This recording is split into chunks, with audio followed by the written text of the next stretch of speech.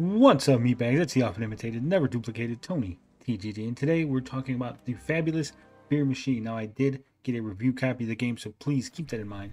Now, the game was developed by Fictiorama Games, published by AMC Games. It's available on Steam for $17.99.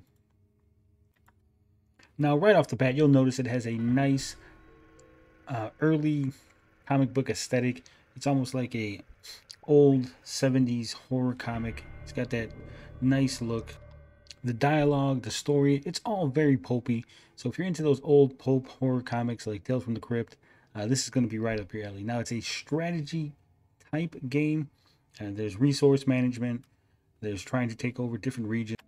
But it's all under the idea of you spreading fear. The whole point of the game is you have to spread fear throughout the different regions using urban legends, using different tales, different scary stories, and you spread these stories. You evolve them over time. You got agents that are helping you spread fear, extract different elements from the populace.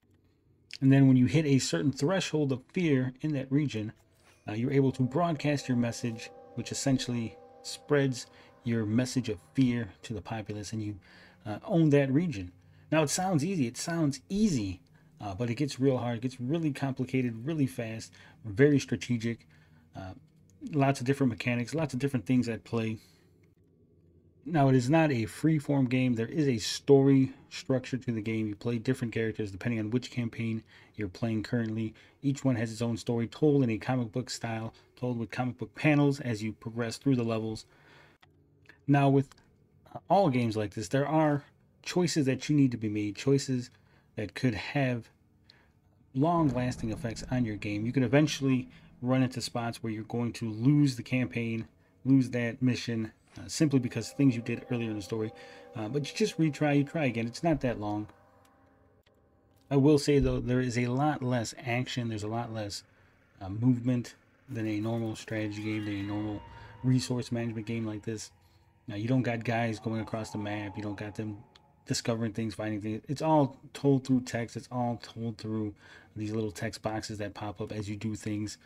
So there's a lot of reading and very little action.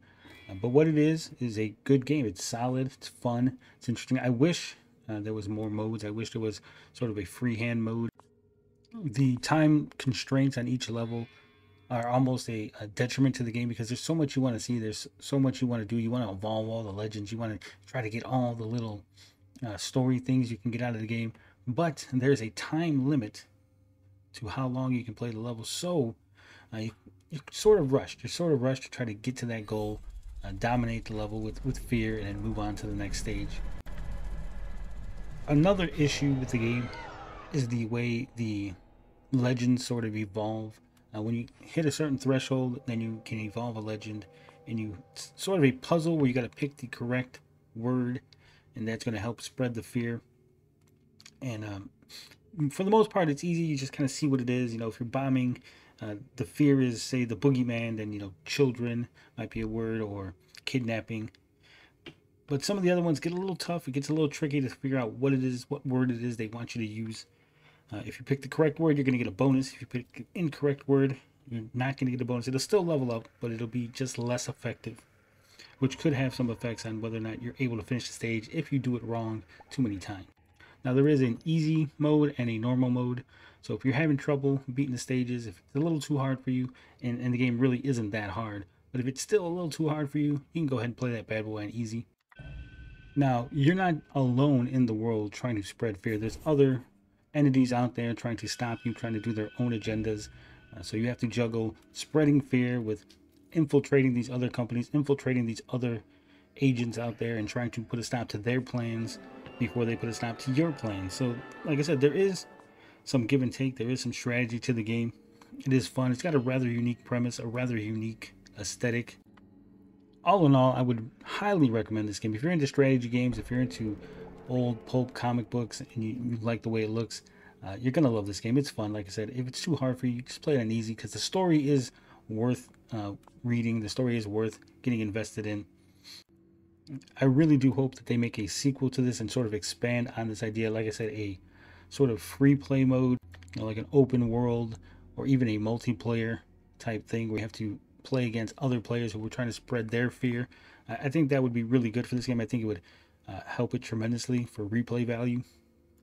But for what it is, for the price tag that they're asking, definitely recommend this one. Definitely think you should pick it up. But let me know your thoughts in the comments. Does the Fabulous Fear Machine look like something you're interested in? Is this your type of game? Do you like the aesthetic? Do you think they leaned too heavy into that horror pulp angle? Let me know what you think. But as always, love, peace, booty grease. I'm out this bitch.